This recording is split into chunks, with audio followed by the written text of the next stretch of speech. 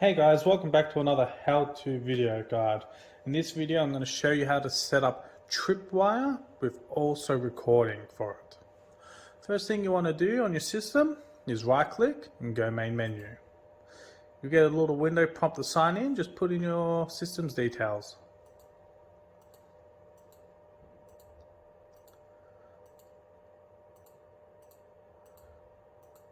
And then just click OK.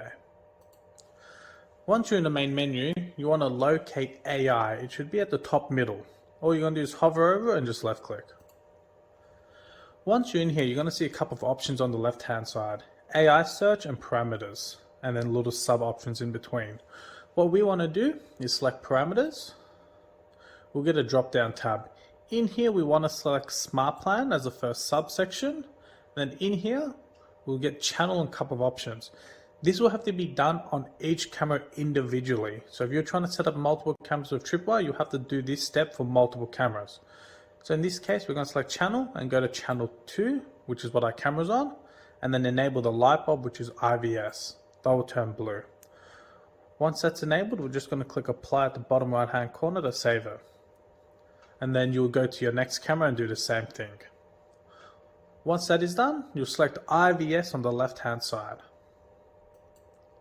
In here, same theory applies. If you were to do multiple cameras, at the top you select channel and you go between either channel 1, 2, 3 or so forth, depending on what channel you want to do it on.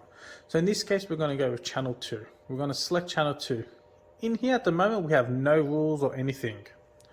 What we're going to do is on the bottom right hand corner, select add and just click on it.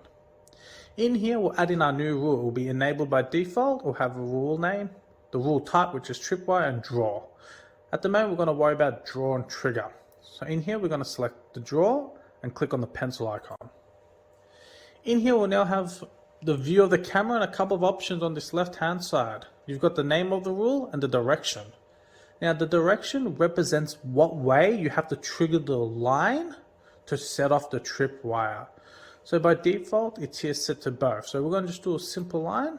We're going to left click to start the drawing and then move our mouse. Left click again to do the next point, and then right click to stop when we're done. So since this has the direction set as both, we can see little arrows in the middle pointing up and down, meaning that if something was to go past this line via either side, it will trigger. We can set this to a directional. So we can set to A to B, where they have to come from the back past the line, or vice versa through the back forward. This will do if you want to set it at a door, let's just say, and you want it to be notified when someone enters the building, but not when someone exits. Once you have determined the style of direction you want, you'll just leave it as is, and then we'll go back to this box. In here, we'll have a target field, these small little squares. We want to select these. What this means is anything within this frame that is bigger than this small little box can trigger the line. So what we want to do is adjust the size of this box by simply clicking on and click on the arrows. Now we can adjust the size of the trigger box, meaning nothing smaller than this now blue box can trigger the line. So if we wanted to set this to be size of a people, we'll do a long rectangle. So anything bigger than this can trigger it, but anything smaller won't. So in this case, we set to the rough size of a person, leave it in the center, we click OK. That's now saved it. Now, the next option is trigger. This is where we can click on the little cogwheel and set up the schedule. So we'll see schedule and we'll just click on settings. Now, schedule is when the line is active.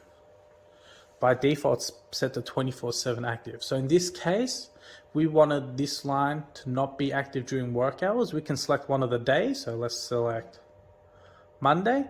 We don't want this line to be active from 6 o'clock in the morning all the way to 1700, which would be 5 o'clock, 5 p.m. Now during 6 to 5, this line is no longer active, meaning nobody can trigger it during these hours. So you're not getting notified when your system goes off. Now, if you wanted to do multiple days at once, you can either select them into a chain or select all and adjust them all at the same time. In this case, we just want to set it one day at a time. I'm just going to unhighlight this.